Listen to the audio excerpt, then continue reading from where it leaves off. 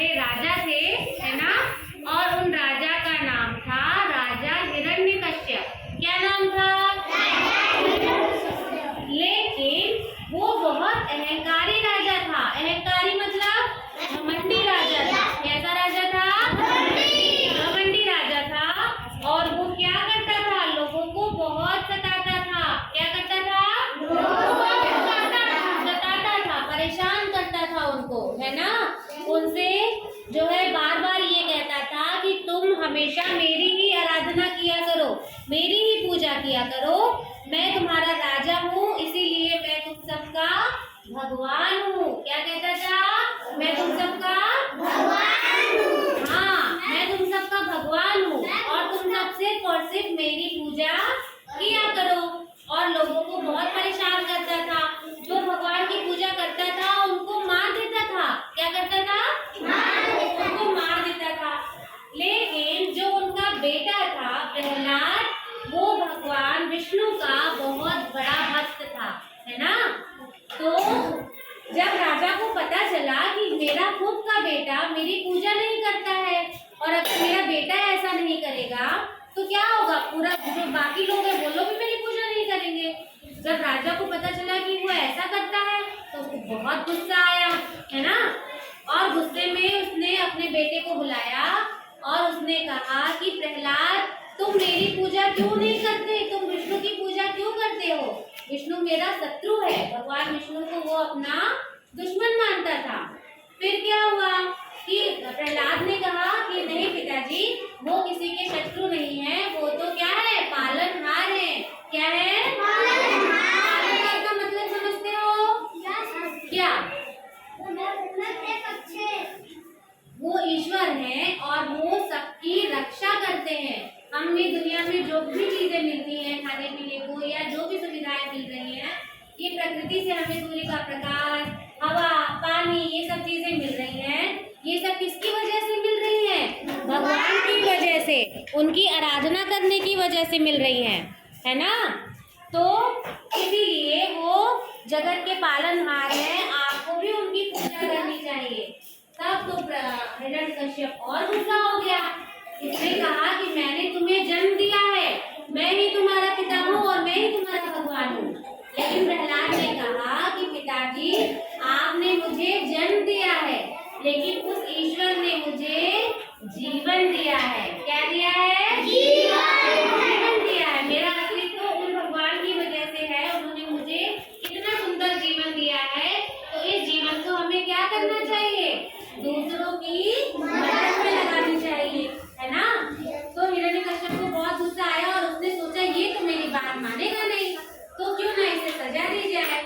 उसने अपने सैनिकों को बुलवाया और कहा कि इसको पहाड़ की सबसे ऊंची चोटी से ले जाकर नीचे गिरा दो और वो मर जाएगा, है ना। इस तरह से सबको लगेगा कि जो राजा अपने बेटे पे दया नहीं करता वो किसी पे दया नहीं करेगा।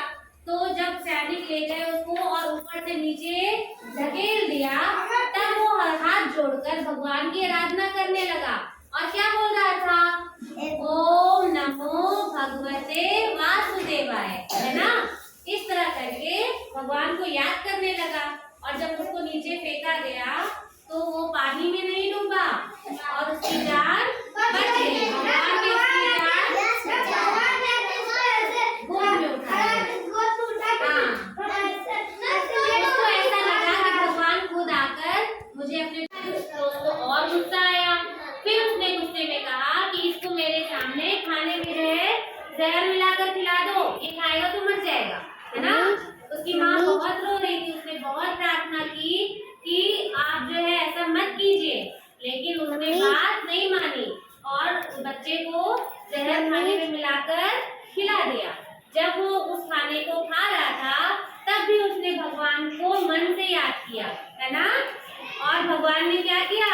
वह खाना जहर के बजाय उसके लिए अमृत समान बन गया और प्रहलाद को कुछ भी नहीं हुआ। और जब ऐसा होगा तो क्या होगा? राजा को और तेज गुस्सा आया, है ना। अब लेकिन वो कुछ कर नहीं पा रहा था, बहुत परेशान भी हो गया। परेशान होकर सोचने लगा कि मैं ऐसा क्या करूं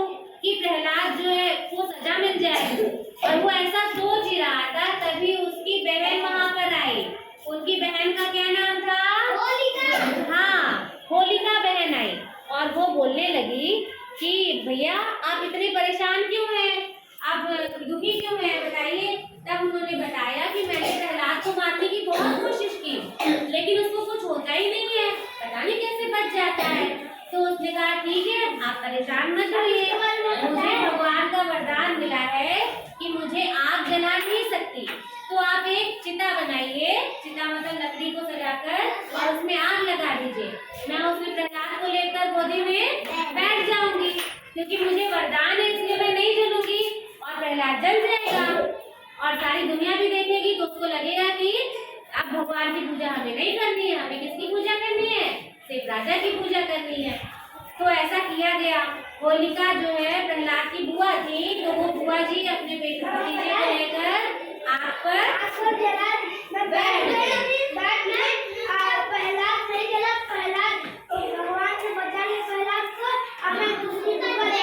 हाँ, और जब आग पर बैठी तो प्रहलाद के जलने के बजाय कौन जल गया? होलिका बुआ जल गई, है ना।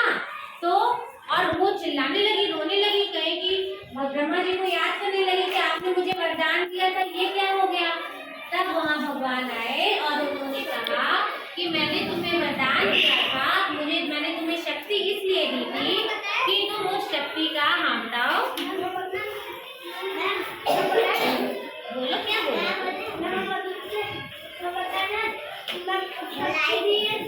इस वजह की जो आग में जल जाएगा उसको बचा लेना, तुमने इसी को जला दिया। इसी को जब तुमने छोटे से बच्चे को जलाया, तुमने गलत काम किया, है ना। अगर हमारे पास ताकत है तो उसका इस्तेमाल हम गलत काम में नहीं करेंगे, किसी की भलाई करने में करेंगे ना। अगर बुराई करने में करेंगे तो हमारी शक्ति एक दिन खत्म हो जाएगी, है ना।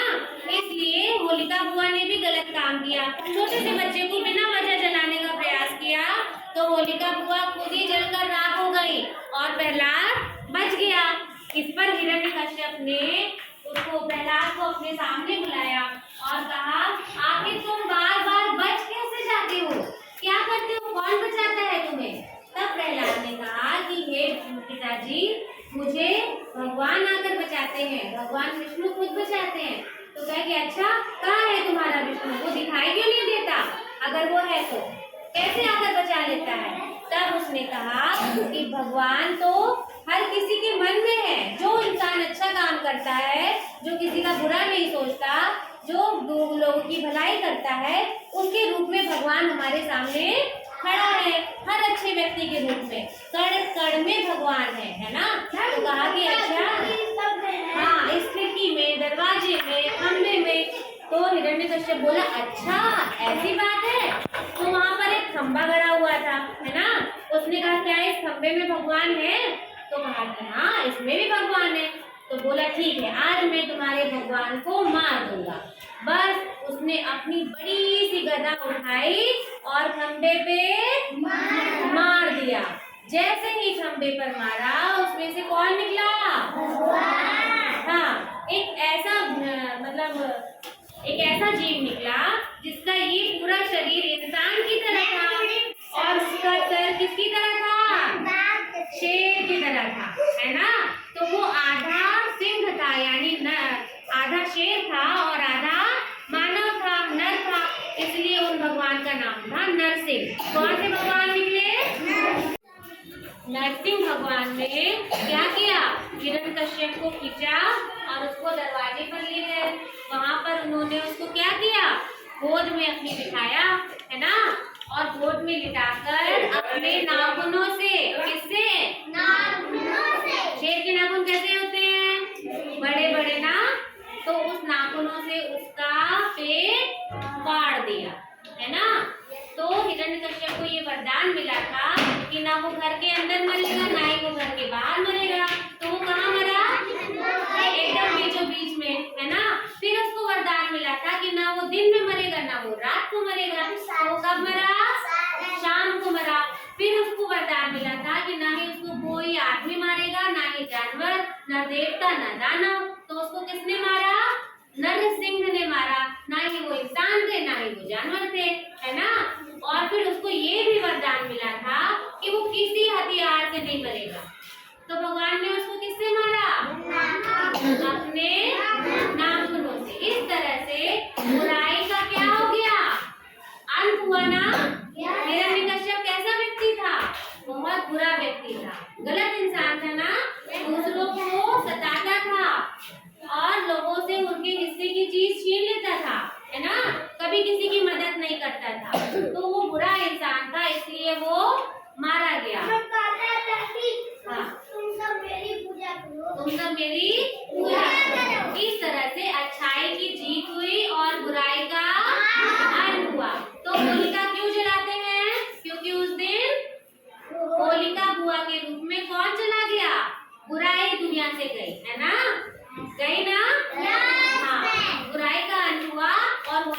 दिलरुबा जलकर भस्म हो गई और नन्हा प्रहलाद बच गया। इसलिए उसी की खुशी में फिर हिरण्यकश्यप भी मारा गया। तो फिर खुशी में क्या मनाते हैं? होली का त्योहार मनाते हैं। कैसे मनाते हैं होली का त्योहार? रंग से मिठाइयाँ खाते हैं, गुजिया नमकीन खाते हैं ना? है ना? तो अब ये बताना है कि होली के त्योहार में हम सब क्या क्या करते हैं। बताएंगे सारे लोग?